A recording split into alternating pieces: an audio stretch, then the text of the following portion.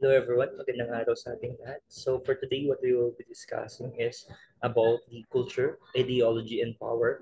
I believe that you already know the concept of culture as well as the concept of power. However, today we will be having a discussion about ideology. I know that you have tackled this in your other professional courses, but today what we will be trying to do is to interconnect the intersections between culture, ideology, and power. So let's begin with the discussion. So let's define first what is ideology. So ideology, it is a system of ideas and ideals, especially one that forms the basis of economic or political theory and policy. So basically, ideology shapes how individuals and groups perceive the world and their role in it. And this idea is that it has in the concept of in the political sphere, where political ideologies are set of beliefs and values that explains how societies should work, and they offer a blueprint for organizing political and social life. So basically, this is the system. When we define ideology in the political sense, we are talking about not just about the ideas, but the theory that guides us, the system that guides us. For example, a capitalist society, a socialist society, a communist state, or an authoritarian rule. Those are kinds of ideologies which each society believes in, because it provides a framework for understanding how power should be distributed and exercised. Because just like what I am always telling you guys, when we are talking about politics and we are talking about the science behind politics, we are talking about the concept of power, on how to acquire and maintain power. So there are various types of ideologies. So there are liberalism. So basically, liberalism, it emphasizes individual freedoms, equality, and democracy. Conservatism, it prioritizes tradition, authority, and social stability. So socialism advocates for collective ownership of the means of production. And fascism, a far-right authoritarian ideology, focus on nationalism and dictatorial power. So ano yung mga pwedeng maging example nitong ideologies na to na nakita natin dito sa Philippine context? My favorite, again, example, pero hindi natin sinasabing kulay pulat dilaw lang ang tunay na magkalaban. No? Yung si Ferdinand Marcos Sr., ipinakita niya yung authoritarian rule and nationalism. Kay Benigno Aquino naman, yung concept niya ng liberal democracy. Kaya kaya nga yung nakikita natin doon yung sino yung ina ng demokrasya na tinatawag. Yung asawa ni Benigno Aquino, which is si Corazon Aquino, Cory Aquino. At si Cory Aquino, siya ang unang presidenteng babae ng Pilipinas. O baka makakondin ako ha. Magyabang-yabang na something like that yung napanood nyo dun sa Showtime. Okay, so liberalism, let's focus in the idea of liberalism. So basically, just like what we said a while ago, it focuses on individual freedom and democracy and free market economy. Ito na yung sa liberalism, andito na yung sinasabi natin na laissez-faire. Ano ba yung laissez-faire na yan? Yung free market or the invisible hand theory na dapat limited lamang yung government intervention doon sa buhay at ekonomiya. Kaya kung titignan natin, yung best example here is the United States political system, because it is heavily influenced by liberal democratic principles such as free elections and individual rights. Because liberalism has been a dominant ideology in Western democracies, especially as since we are influenced by Western state and Western democracies, where it drives economic policies like deregulation and civil rights protection. Kung titignan nyo, yung deregulation na yan, isa din yan sa mga tinatawag na structural adjustment policies of the World Bank, IMF, and World Trade Organization. So, next, conservatism. So kung isa liberalism, mas focusing on individual rights and democracy. Ito naman sa conservatism, it emphasizes on tradition, authority, and stability. it supports gradual change rather than radical reforms. So they believes in maintaining established institutions. For example, yung sa United Kingdom's political system, yung government nila, they embrace conservative economic policies such as privatization and reducing welfare. So yung analysis natin dito, so makikita natin that conservatism shapes policies that prioritize stability and tradition, often resisting progressive change in favor of preserving the status quo. So basically, with the word itself, conserve, to conserve the tradition, to conserve the status quo, and preserve what is happening right now. So sa socialism, isa na naman to sa mga tinitignan natin na kung titignan is more on Marxist principle. So they advocate for collective ownership of the means of production, economic quality, and a more active role of the government and in redistributing wealth. Ito na yung parang itawag natin for each according to his ability, for each according to his needs. Ano yun naman yun? For each according to his abilities, for each according to his needs. For example, ako meron akong 5 anak. Pero yung kapitbahay ko, meron lang siyang 2 anak.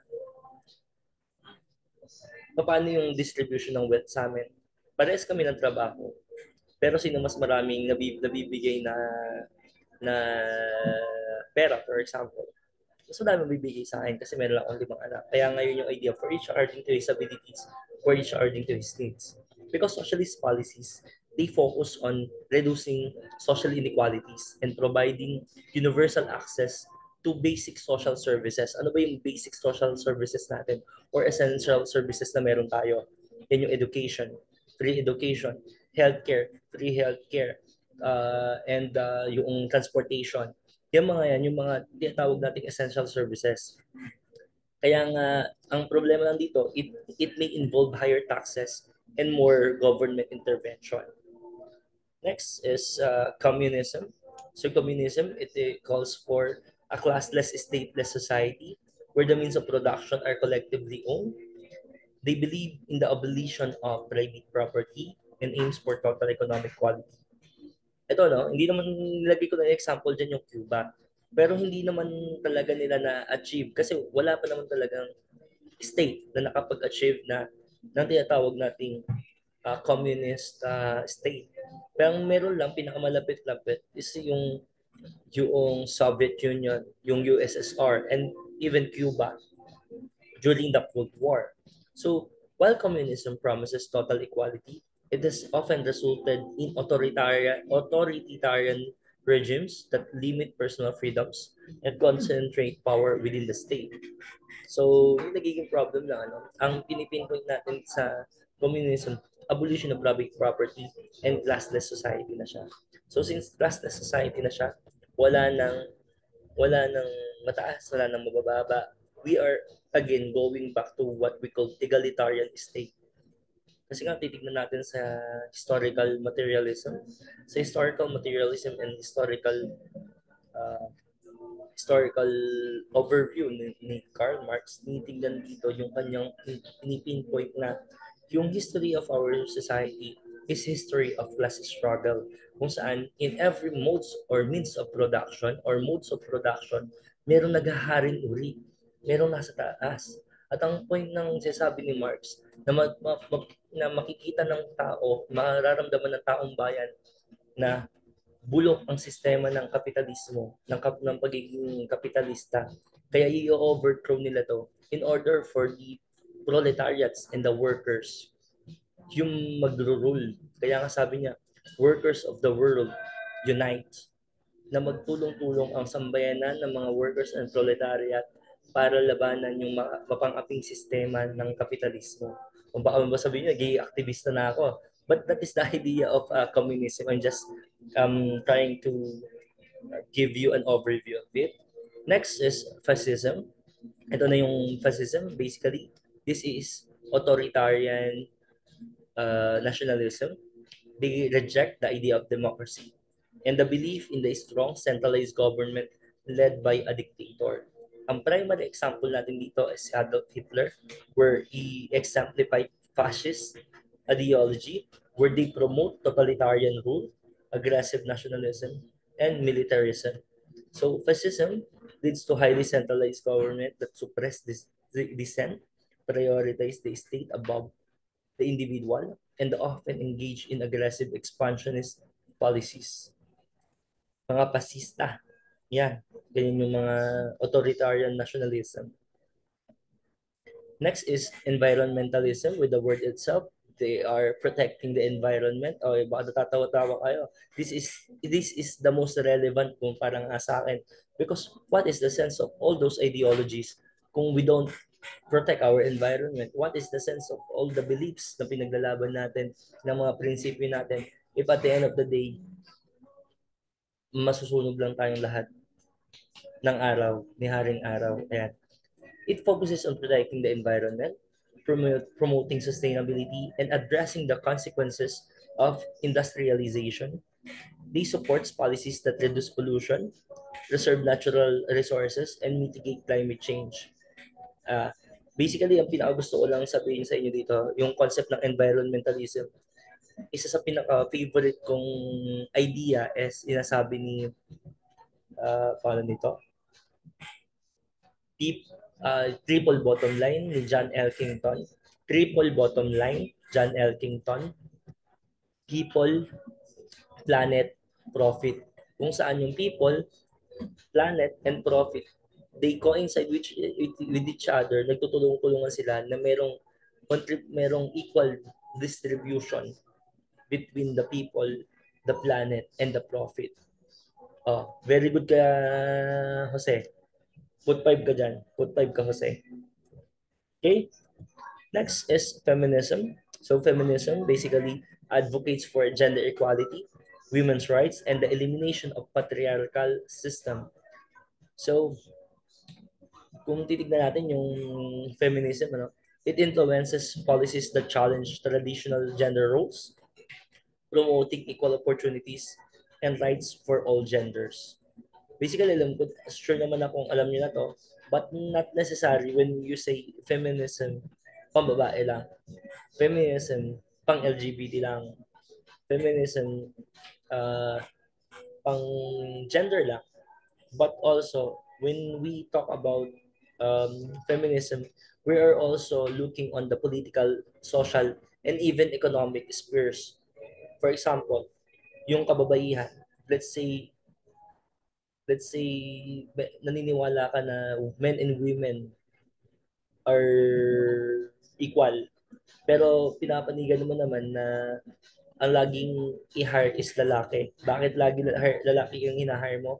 Kasi nga, kapag babae ka yung hina-hire mo, pagka nagkaroon ng nabuntis yan, meron yan 3 months na may salary siya. Tapos may salary siya, pero hindi siya pumapasok dahil naka-leave siya. Maternity leave. Dahil nga yung concept mo na laging kita, laging pera, yung economic capacity, nawawala yung essence mo ng pagiging gender equal. Okay, next is this one, neoliberalism. So neoliberalism, it emphasizes on the free markets, privatization, deregulation, and minimal government intervention in the economy. They believes in reducing public spending on welfare program. Makitang-kita ito sa economic policies ni Ronald Reagan and Margaret Thatcher, kung saan they reduce the size of government and promoting market-driven growth. So when you say neoliberalism with the word neo, this is new liberalism. Yun nga yung free market, yung we are focusing on democracy or democratic intervention. Ang nagiging problem dito sa neoliberalism, it leads to economic growth and increased efficiency. It often results in greater economic inequality and reduced social services. Kung maalala ninyo yung tinatawag nating concept ng trickle-down economics. Ano yung trickle-down economics? Ito yung mayroong baso at may baso siya sa taas. For example, may baso siya sa taas na ganyan. Tapos may baso ulit dito sa baba, may baso ulit. Pinupour ko dito sa taas yung baso. Ngayon, yung baso, mag-trickle down siya pababa. at ma-apektuhan niya lahat. Ang nagiging problem dito, hindi ganon. Hindi siya nagiging trickle-down economics. Mas lumalaki lang ng lumalaki yung baso. Yun yung problem with the concept of neoliberalism. So, yung ideology, yung ideological conflicts, it is a clash between capitalism and communism that leads to Cold War. Kaya nga ito yung geopolitical tension between the US and the Soviet Union during the Cold War period. So the ideological conflicts often lead to political instability, wars, and the rise or fall of regimes. These conflicts shape the political landscape by defining alliances and enemies. So ideological conflicts and alliances play significant roles in shaping global politics. Kaya nga yung sinasabi nila na dapat ang pinaka okay, isa sa pinakamaganda nangyari during the Cold War period is yung naglalaban sila, pero hindi through brute force, hindi through war, but naglalaban sila in terms of various advancements. For example, arms race. Nagkaroon ng arms race, nagpagalingan yung dalawang bansa kung sino mas maganda yung technology. Naglabanan sila, space race, kung saan naglaban naman sila kung sino mas magaling dun sa pagpapadala sa ibang bansa ng mga astronaut, ay ibang bansa, pagpapadala sa space ng mga astronauts. So, those things, nag-aaway yung dalawang bansa in order for them to capitalize kung sino ang mas magaling, kung sino mas capacitated. Kaya nga, ang naging isang result niyan during that time, yung creation ng nuclear weapons. Kaya nga, hindi ko sinasabing maganda yung nangyari ng Cold War, kasi nga dahil doon sa naging consequences niya, sabi ko na may maganda na idulot yung Cold War in terms of technological advancements. Kasi mas napabilis natin yung technology na meron tayo. Pero ang sa pag-aaral ng international relations, sinasabi sa international relations na mas okay pa rin kung merong dalawang magkalaban na bansa kaysa doon sa maraming mga bansang malalakas. Kasi kalimbawa, daming mga bansang mas malalakas, it is prone to war. Ano yung tinatawag nating prone to war? Kasi nga, because tawag dito yung bipolarity ang tawag natin dito. Yung unipolarity, isa lang yung nagahari sa mundo, nagaharing powerful country. Bipolarity, ito naman yung dalawang malakas na bansa na nagahari sa mundo. And kung nakita natin, based on international relations, hindi nag-create ito ng war. Nag-create siya ng kompetensya sa dalawang bansa. But it doesn't create war. Anong sinasabi ng international relation analysts? Ang nag-create ng war is what we call multipolarity. Ano yung multipolarity? Ito na yung iba't ibang bansa that they think that they have capacity to rule the world, for example. Yung nangyayari ngayon. Look at China. Look at North Korea. Look at Soviet. Look at USSR. Look at Russia. Look at India. Look at US. Kapag yung mga yan ay they believe, even Japan, pag nakita nila, they believe na they are the most powerful country in the world, magkakosto ng conflict, magkakosto ng war. And that war is because of the concept of multipolarity. Multipolarity.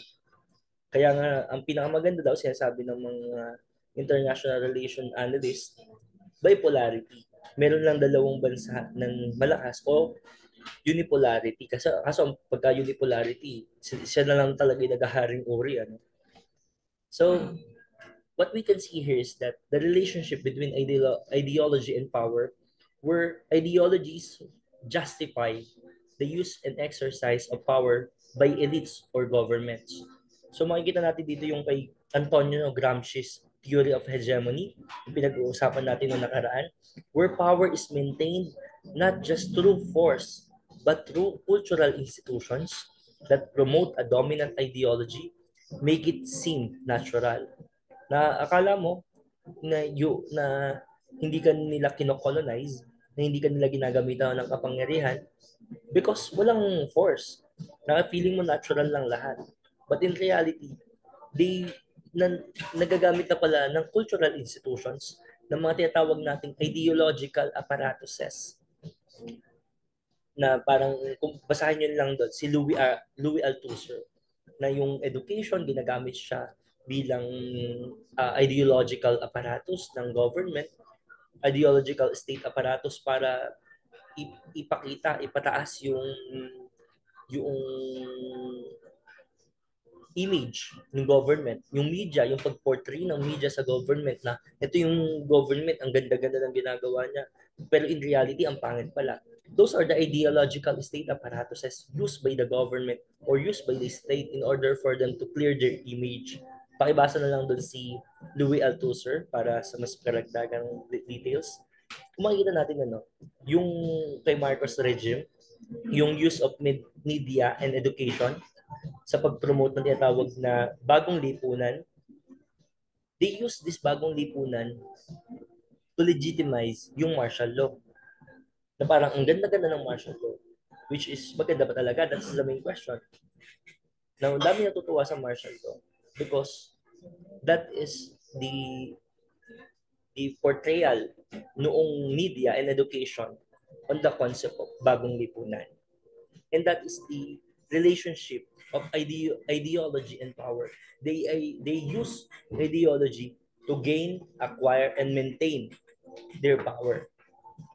Okay? So, kung makikita natin naman how culture shapes ideology, it disseminates and normalizes ideologies by embedding them in everyday life. Kung makikita natin dyan, yung Catholicism in the Philippines as cultural and ideological force, it influenced views on issues such as divorce, RH bill, or reproductive health, and even same-sex marriage. Ito na yung sinasabi ko, si Louis Althusser, na yung ideological state apparatus. So, the state uses ideology to justify its monopoly over legitimate violence. Sinasabi yan ni Max Weber. Sinasabi ni Max Weber na it shows the legitimate violence. Yung magandang word dyan, yung legitimate na there's violence, pero it is legitimate. Like war on drugs of Duterte. Ano yung ginawa ni Duterte sa war on drugs? Sinabi niya na war on drugs is for security and public order, na tinitignan na ideological lens of public safety and crime reduction. So it shows that ideologies can be used to legitimize controversial state actions. Diba? Nakikita nyo? Na it legitimizes violence. It legitimizes yung parang feeling mo natural lang, pero in reality, hindi. You are being controlled. So with that, guys, thank you. And don't forget to watch this, analyze this, intindihin mabuti because this is part of your exam and we will also be having quiz. So with that, guys, thank you. Thank you and